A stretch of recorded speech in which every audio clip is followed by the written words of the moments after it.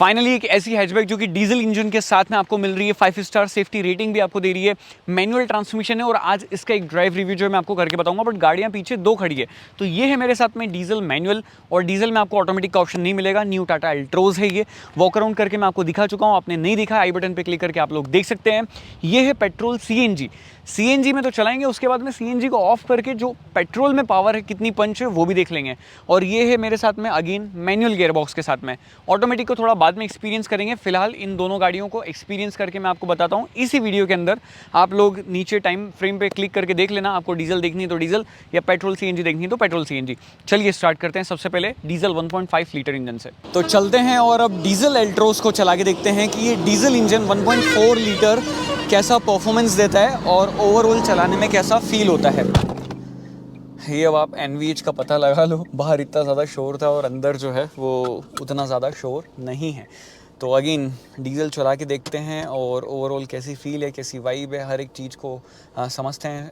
140 kilometre के आसपास जो है ये कार चल चुकी है। फर्स्ट गियर एंगेज करते हैं और मैंने देखो यहाँ पे पैर रखा हुआ है इधर पीछे की तरफ, क्लच से ही मैंने कार को उठाई है। देखते हैं कि क्रॉल जो है वो किस स्पीड पे कार करती है। अराउंड 10 की स्पीड पे कार जो है वो क्रॉल कर रही है।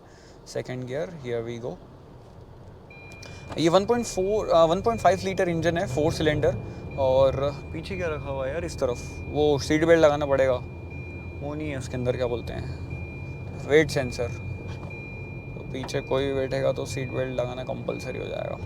बैठोगे मत बैठो, क्योंकि इधर कोई बैठा नहीं, इधर बैठे हैं वो उन्होंने लगा रखा है, लेट इट बी। अब बात करते हैं अगेन व्यूइंग एंगल की। कार का व्यूइंग एंगल जो है वो काफ़ी अच्छा है, बट ए पिलर जो है वो थोड़ा थिक है। मतलब अगर आप ट्रैफिक कंडीशन में चला रहे हो, कहीं आपको यू टर्न वगैरह लेना है ना, तो ये थोड़ा सा ऐसे ब्लाइंड जो है वो कर देता है, आपको ऑब्स्ट्रेट करता है, व्यू ऑब्स्ट्रेट करता है। फिर ये छोटा सा ग्लास भी दिया गया है, बट अगेन ये कोई सेंस बनाता नहीं है। मतलब ये डिज़ाइन के हिसाब से तो अच्छा दिखता है, बट ये कुछ काम में ऐसा जो है वो नहीं आएगा ऐसा बहुत ज़्यादा।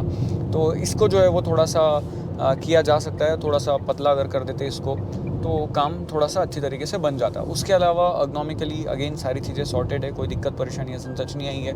मैंने इसे माउंटेन्स में भी थोड़ा बहुत एक्सप्लोर करा है, उसके बारे में भी आगे अपन बात करेंगे। अर्गोनॉमिकली में बस ये जो 2 लीवर्स हैं ये मुझे अच्छे नहीं लगते हैं, लाइक टियागो, टिगोर, पंच, नेक्सॉन, कोई भी आप ले लो, सभी में ये प्रॉब्लम होती है कि आपके जो लीवर्स हैं ना, जैसे वाइपर के, तो अब ये वाइपर चलाने के लिए आपको हाथ थोड़ा सा ऐसे मतलब ऐसे स्ट्रगल करना पड़ता है, थोड़ा सा ऐसे अपनी जो कंफर्ट जोन से बाहर जाना पड़ता है। वहीं आपका ये डीपर वगैरह देने के लिए भी ये थोड़ा सा दूर सा फील होता है। तो इनकी लीवर्स की जो डिस्टेंस है ना स्टीयरिंग से, वो थोड़ी सी पास करनी चाहिए। मैंने बहुत बार गाड़ियों में बोला है, बट अनफॉर्चुनेटली अभी तक जो है वो ऐसा टाटा ने करा नहीं है। अगेन ये स्टीयरिंग होल्ड करने में काफ़ी अच्छा लगता है, काफ़ी प्रीमियम फील होता है, इंटीरियर अच्छा लगता है। और ये ब्लाइंड व्यू मॉनिटर जो है वो भी अब यहाँ पर दे दिया गया है, और ये काफ़ी हेल्पफुल भी है।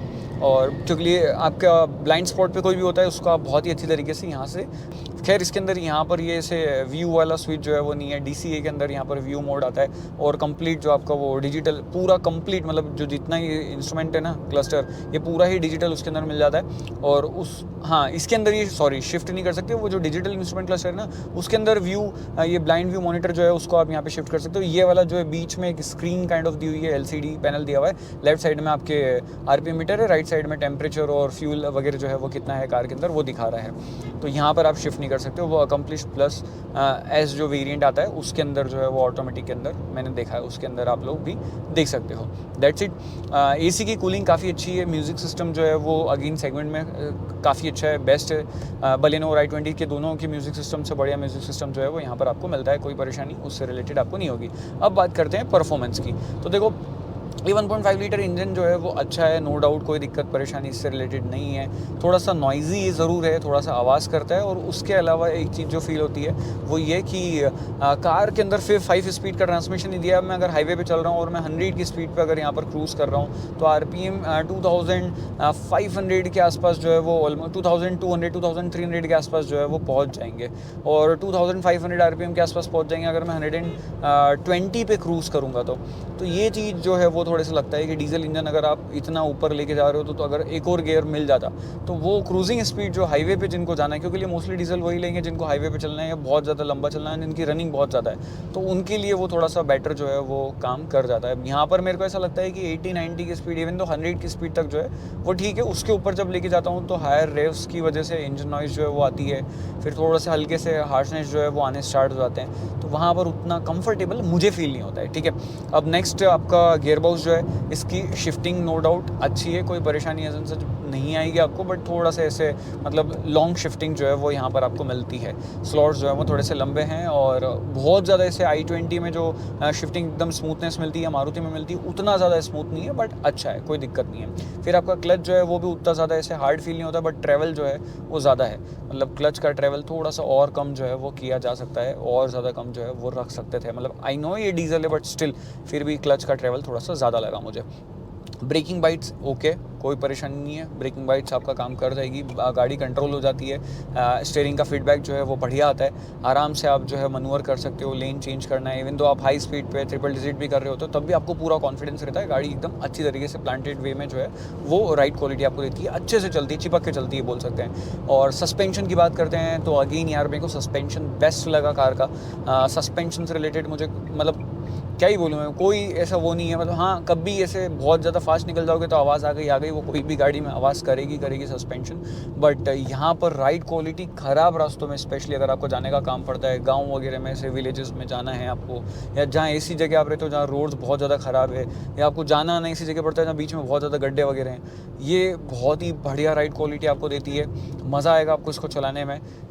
और इससे बेस्ट सस्पेंशन जो है वो पूरे सेगमेंट में कोई और कार के अंदर नहीं है। मतलब टाटा अगेन सस्पेंशन के अंदर तो काम कर रहे हैं, चाहे इनके आप पंच, टियागो, टिगोर, नेक्सॉन कोई भी उठा लो, हैरियर, सफारी, सस्पेंशन इनके बहुत ही बढ़िया जो है वो वर्क करते हैं। तो सस्पेंशन टॉप नॉच, मतलब 5 आउट ऑफ 5 जो है सस्पेंशन को दूंगा मैं। उसके अलावा एक चीज़ लगा कि यार फ्रंट में पार्किंग सेंसर्स जो है वो दे देने चाहिए, मतलब गाड़ी को एडवांस बनाया है। वेंटिलेटेड सीट जो है इसकी कमी लगी, कार के अंदर वेंटिलेटेड सीट नहीं है, लेदर अपॉल्स्ट्री जो है वो नहीं है। खैर leather upholstery of course ventilated देते तो देनी पड़ती, बट स्टिल होनी चाहिए ventilated seat, at least top model में ही दे देते, बट देते कम से कम, क्योंकि लिए क्या होता है ना कि गर्मी इतनी ज़्यादा है एनसीआर में अभी कि बिना वेंटिलेटेड सीट के काम बनता ही नहीं अब, मतलब ऑलमोस्ट बहुत सारी गाड़ियों में, इवन तो इनकी पंच में भी टॉप मॉडल में आता है इलेक्ट्रिक में, तो हो सकता था, मैनेजेबल था कि दिया जा सकता था। फिर उसके बाद में एक छोटी मोटी चीज़ें लगी, जैसे ग्लव बॉक्स है, तो ये कभी लगता है और कभी लगता नहीं है, ये देखो कभी लग गया, तो ये मेरी गाड़ी में जो है वो प्रॉब्लम है, ये देखो ये नहीं लग रहा, अब लगा, तो ये थोड़ी बहुत चीज़ें हैं। और मतलब वही फिट एंड फिनिश का जो है वो थोड़ा बहुत एक दो पैसे पैनल गैप्स भी दिखे हैं मेरे को यहाँ पे कि वो और ज़्यादा अच्छी तरीके से जो है वो फिक्स किए जा सकते थे, बट अगेन प्राइस पॉइंट पे सीन ये है कि इस सेगमेंट के अंदर डीजल इंजन यही दे रही है, तो अगर आपको डीजल लेनी है तो एल्ट्रोस के अलावा और कोई ऑप्शन नहीं है। पेट्रोल लेनी है तो भी आप इस कार को कंसीडर कर सकते हो, डिसेंट इंजन है बट थोड़ी आवाज़ ज़्यादा करता है। अभी पेट्रोल के बारे में अपन बात करेंगे जब सीएनजी चलाएंगे और सारी चीज़ें एक्सप्लोर करेंगे उसके अंदर। बाकी डीजल का यही था। ओवरऑल माइलेज के बारे में बात कर लेते हैं, तो अगर आप हाईवे पे अच्छे से चलाते हो, आप 100 की स्पीड के आसपास चलाते हो, तो डेफिनेटली आपको 20 से ऊपर का माइलेज, 20 से 25 के बीच में आप निकाल लोगे। 80 के आसपास चलाओगे तो आराम से 25 के आसपास माइलेज, 24-25 के आसपास दे देगी। बट अगर आप वही हाईवे पे आप फास्ट चल रहे हो, 2-3 लोग 4 लोग बैठे हैं, सामान भी पूरा फुल है, तब आपको माइलेज जो है वही 20-22 के आसपास मिलने वाला है, और वो भी काफ़ी बढ़िया माइलेज है, कोई दिक्कत नहीं है, उससे ऊपर भी आपको मिल जाएगा। माइलेज टेस्ट में करके बहुत जल्द बताने वाला हूँ आपको, तो मेक श्योर आप चैनल को फॉलो कर लो। मैं पूरा कंप्लीट लॉन्ग ड्राइव करूँगा, ऐसे शॉर्ट में माइलेज टेस्ट करने का मेरे को मज़ा नहीं आता है, तो ऐसे कंप्लीट लॉन्ग ड्राइव करेंगे और फिर पूरा प्रॉपर माइलेज टेस्ट जो है वो करके मैं आपको बताऊँगा। और भी अगर आपके कुछ क्वेश्चंस हो, कुछ आप जानना जुड़ना चाहते हो, तो नीचे कमेंट कर दो, और इंस्टाग्राम पे आप फॉलो कर लो, वहाँ पे आप मैसेज वगैरह मुझे डाल सकते हो कि ये डाउट्स है, ये क्वेश्चन है, पर्टिकुलर एल्ट्रो से रिलेटेड भी, और कोई और भी गाड़ी अगर हो तो भी, तो वहाँ पर अपन डाउट सॉल्व करते हैं। और बाकी अभी अब पेट्रोल वाला जो है वो आप देख लो कि ओवरऑल पेट्रोल में कार कैसी है, सीएनजी में कार कैसी है, उसका ड्राइव वाला देख लो। तो चलते हैं और अब पेट्रोल चला के देखते हैं सीएनजी के साथ में कि इसकी ड्राइविंग एक्सपीरियंस जो है वो कैसा है और क्या आपको कंसिडर करना चाहिए। ओके, पहले मैं आपको इसका बूट स्पेस भी एक बार बता देता हूँ, जिन लोगों ने वॉक अराउंड नहीं देखा है। देखो 210 लीटर का बूट स्पेस बचता है आफ्टर 2 सिलेंडर नीचे लगे हुए हैं, तो आराम से आपका 1-2 कैबिन बैगेज आ जाएंगे और 1-2 लैपटॉप बैग टाइप जो है वो सामान इसके अंदर आ सकता है। ये थोड़ा सा लफड़ा है, अरे यार अब लगी, ठीक है, नई कार है बट ये क्यों आवाज़ आ रही है?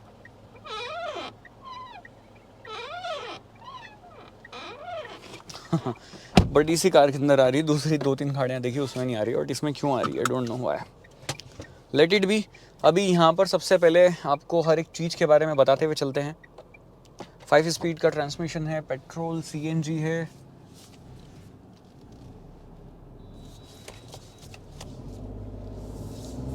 Okay here we go.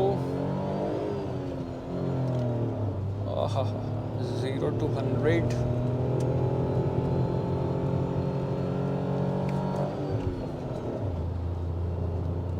CNG में, और फिर हिल एरिया है ना, तो इसलिए उतना मज़ा नहीं आएगा आपको 0 to 100 देखने में यहाँ पर। बट आप गाड़ी की हैंडलिंग देखो, हिली एरिया पे मैं आपको चला के बता रहा हूँ CNG, ताकि आपको पता चल जाए कि ओवरऑल जो है CNG में कैसी फील है, कैसा फीडबैक है, कैसी कार चल रही है, आप खुद ही फील कर लोगे। देखो व्यूइंग एंगल कार का काफ़ी अच्छा है। सिटी ट्रैफिक में जब आप चलाते हो तो A पिलर जो है वो थोड़ा सा आपको प्रॉब्लम क्रिएट करता है। बाकी ORVM काफ़ी बड़े हैं, नए ORVM ऐसा नहीं कि पुरानी किसी कार से कैरी करे हैं। उसके बाद में IRVM से डिसेंट व्यू जो है वो आपको मिल जाता है। पीछे थर्ड सीट बेल्ट आपका हेडरेस्ट नहीं है, तो उसका एक बेनिफिट भी ज़रूर हो जाता है कि हाँ व्यू जो है वो काफ़ी बढ़िया आपको यहाँ पर मिल जाता है। देन उसके बाद में यहाँ पे आपके पास में जो इकोनॉमिकली ये पूरी कार सॉर्टेड है। सिर्फ ये जो 2 लीवर हैं ये टाटा वाले पता नहीं क्यों नहीं सही कर रहे हैं। टाटा टिगोर, टियागो और एल्ट्रोज, फिर आपका पंच, नेक्सॉन, सब में कंप्लेन करी हुई है कि यार इसको सही करना चाहिए, क्योंकि ये दूर है थोड़े से, तो ऐसे नॉर्मली हाथ यहाँ पर पहुँच नहीं पाते हैं। तो वो चीज़ यहाँ पर लगती है कि और ज़्यादा बेटर तरीके से जो है वो की जा सकती है। बाकी सभी चीज़ें सॉर्टेड है। और हाँ, रात में इल्यूमिनेशन की कमी लगेगी आपको, बिकॉज सारे स्विचेस में इल्यूमिनेशन नहीं, सिर्फ जो driver side window roll up roll down वाला स्विच है उसी में ही इल्यूमिनेशन जो है वो आपको देखने मिलेगा। ओके, और उसके अलावा परफॉर्मेंस की बात करते हैं। परफॉर्मेंस आप देख रहे हो 1.2 लीटर का इंजन है, 73.5 हॉर्स पावर निकालता है। CNG में 103 Nm का टॉर्क देता है। और उसके अलावा अगर आप पेट्रोल में इसको स्विच कर देते हो तो माइलेज जो है वो ड्रॉप हो जाती है, पावर थोड़ी सी बढ़ जाती है, 88 हॉर्स पावर और 115 Nm का टॉर्क जो है वो ये इंजन आपको देता है। ओके, आगे ब्लाइंड व्यू था, दैट्स व्हाई। ओके, अब डाउन शिफ्ट मारना पड़ेगा and let's see. Okay CNG, come on CNG, come on, let's go go go go go go. 6500 RPM, more power. Okay, तो चलो मैं आपको अपना एक्सपीरियंस बताता हूँ। ये चीज़ तो आपने नोटिस कर ली है कि थोड़ा सा जो ओवरटेकिंग वगैरह में है लैग फील होता है। उसके अलावा कोई दिक्कत हैज़न सच नहीं है। कार की हैंडलिंग बहुत बढ़िया है, स्टीयरिंग लिटरली बहुत ही बढ़िया, मतलब ऐसे फील होता है। फीडबैक काफ़ी अच्छा देता है, इवन दो दैट्स वाई मैं इस तरीके से इसको जो है वो इन रोड्स पे चला पा रहा हूँ। ओके, ये देखो काफ़ी बढ़िया, मतलब एकदम लेन में बनी हुई है कार। ऐसे कॉन्फिडेंस ऑफ नहीं हो रहा है कि हाँ मेरे को इधर लेनी है। कई बार होता है ना कि आप थोड़ा सा लेन में इधर लेके टर्न लेते हो, यहाँ पर मैं कंप्लीट इस लेन में हूँ तो इसी लेन में टर्न ले रहा हूँ और कार पूरा फीडबैक जो है वो दे रही है। ये देखो, ओके, नाइस वन। तो यहाँ पर थोड़ा सा ऐसे मतलब वो अंडरस्टेयर हुई, बट स्टिल काफ़ी ज़्यादा बढ़िया, मतलब ऐसे ये टर्न वगैरह अपन ने लिए हैं, मज़ा आया। तो अब ब्रेक्स की बात कर लेते हैं। देखो परफॉर्मेंस अच्छी है, हैंडलिंग अच्छी है, तो ब्रेक्स की भी बात करी जाए कि ब्रेक्स जो है वो कार के कैसे हैं। अब थोड़ा सा गाँव आ गया, अब अपन स्लो डाउन कर लेते हैं। यहाँ पर चलाना सेफ नहीं है उस तरीके से कि ब्रेक्स की वाइड जो है वो अच्छी है। फ्रंट में आपको डिस्क ब्रेक मिलते हैं, रियर में आपको ड्रम ब्रेक मिलते हैं। और मैं यहाँ पर आपको एक बार रिवर्स लगा कि इसका 360 कैमरा एक्सपीरियंस जो है वो करवा देता हूँ। रिवर्स अपन यहाँ पर लगाएंगे ऊपर की तरफ, ठीक है।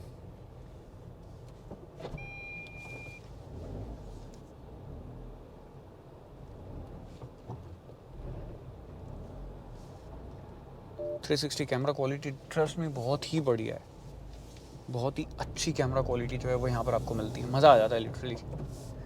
और माइलेज की बात करते हैं तो देखो यार ऐसा है कि अराउंड 25-26 के आसपास माइलेज जो है वो कार आराम से दे देगी आपको, मेरे को ऐसा लगता है। बट इतनी मैंने नहीं चलाई कि मैं आपको माइलेज एग्जैक्ट बता दूं कि हाँ इतना माइलेज मिलता है। बट पेट्रोल इंजन का मैं बता सकता हूँ, पेट्रोल में आपको सिटी में जो है वही 11-12 के आसपास माइलेज मिलेगा और हाईवे पे आपको 15-16 के आसपास माइलेज मिलेगा, ठीक है। और गियर बॉक्स की शिफ्टिंग तो स्मूथ है, जैसे जैसे ऊपर जाते रहते हैं ना और शिफ्टिंग जो है स्मूथ होती रहती है। फर्स्ट सेकंड में थोड़ी सी ऐसे हार्ड है, फिर उसके बाद में मतलब हार्ड क्या ऐसे बहुत उतनी ज़्यादा सॉफ्ट नहीं है जितनी 4th 5th शिफ्ट की है, तो वो चीज़ है। फिर धीरे धीरे जैसे आप ऊपर जाते हो हर एक गियर में जो है वो थोड़ा थोड़ा सा ऐसे आपको शिफ्ट फील होता है कि हाँ यार गाड़ी जो है वो और ज़्यादा स्मूथ शिफ्टिंग दे रही है। क्लच का ट्रैवल जो है वो डिसेंट है और क्लच भी एकदम लाइट है, ऐसे कोई परेशानी नहीं आएगी। बट बहुत ज़्यादा बम्पर टू बम्पर ट्रैफिक में आपको रोड चलना है तो आपके पास में DCA का ऑप्शन है, आप उसको ऑप्ट जो है वो कर सकते हो फॉर श्योर। और बाकी लाइक ब्रेक्स की बात हो गई है, आपकी गियर बॉक्स की बात हो गई है, स्टीयरिंग फील एंड फीडबैक आपने देख ही लिया है। डीजल में भी जो है वो बढ़िया ही फील हो रहा था, कोई दिक्कत ऐसा सच नहीं है। डीजल चलाने में डेफिनेटली यार ज़्यादा मज़ा आता है, मतलब पेट्रोल से ज़्यादा डीजल चलाने में जो है वो मज़े आते हैं मेरे को, जो भी है। अब CNG ऑफ करता हूँ मैं, इसको अब डाल दिया मैंने पेट्रोल पे। अब पेट्रोल में एक बार थोड़ा सा करके देखते हैं कि पेट्रोल में जो है वो कैसी परफॉर्मेंस देती है। पेट्रोल में ऑफकोर्स थोड़ा सा पावर डिलीवरी जो है वो और स्मूथ हो जाती है, बढ़ जाती है, मज़ा आता है इसे चलाने में। और ऐसे फील होता है कि कॉन्फिडेंस थोड़ा सा और ज़्यादा होता है कि हाँ ओवरटेक करेंगे तो यहाँ पर पावर वगैरह जो है वो मिल जाएगी, थोड़ी और अच्छी पावर वगैरह जो है वो मिलेगी। तो ये चीज़ जो है वो पेट्रोल में ज़्यादा बेटर है कंपैरेटिवली CNG। अगर आप हाईवे पे जा रहे हो कहीं ऐसी जगह है कि बार बार आपको ओवरटेक वगैरह करना है, पेट्रोल पे शिफ्ट कर लो, अदरवाइज वापस से आप CNG पे शिफ्ट कर लो। और सिटी में चलानी है तो सिटी के लिए तो सफिशिएंट पावर जो है वो कार दे देती है, कोई परेशानी ऐसा सच जो है वो नहीं है कार के अंदर। ओके, हैंडलिंग जो है वो बड़ी मस्त लगी मेरे को एल्ट्रोस की, काफ़ी बढ़िया हैंडलिंग जो है वो कार देती है। इवन दो बस टायर की जो प्रोफाइल है वो थोड़ी सी कम कर दी, वरना और ज़्यादा जो है वो ट्रैक्शन मिलता, और ज़्यादा ग्रिप वगैरह मिलती। एक्चुअली क्या है ना कि उसको कंफर्ट की तरफ ट्यून कर दिया है, और दूसरा जो है वो आपका माइलेज जो है वो अच्छा आ जाए उसकी वजह से प्रोफाइल को उस हिसाब मैनेज कर दिया, मतलब लाइक अब समझ जाओ। 16 इंचेस के व्हील्स हैं। सस्पेंशन सेटअप बहुत ही प्यारा, मतलब best in class suspension setup जो है वो यहाँ पर आपको मिलता है। कोई दिक्कत परेशानी सस्पेंशन सेटअप से एज सच नहीं आपको लगने वाली है। ख़राब रास्तों में स्पेशली जो है वो सस्पेंशन बहुत अच्छी तरीके से काम करते हैं। राइड क्वालिटी जो है वो सेगमेंट में काफ़ी अच्छी आपको देगी। ख़राब रास्तों में अगर जाना है आपका, मतलब ऐसे विलेजेस वगैरह में आपको जाना आना बहुत ज़्यादा होता है, तो वहाँ पर आपको काफ़ी ज़्यादा जो है वो मज़ा आने वाला है इस कार को अगर आप लेके जाते हो तो। ओके, थोड़ा सा टायर की आवाज़ जो है वो आ रही है, डोंट नो कैमरे में आ रही होगी नहीं आ रही होगी।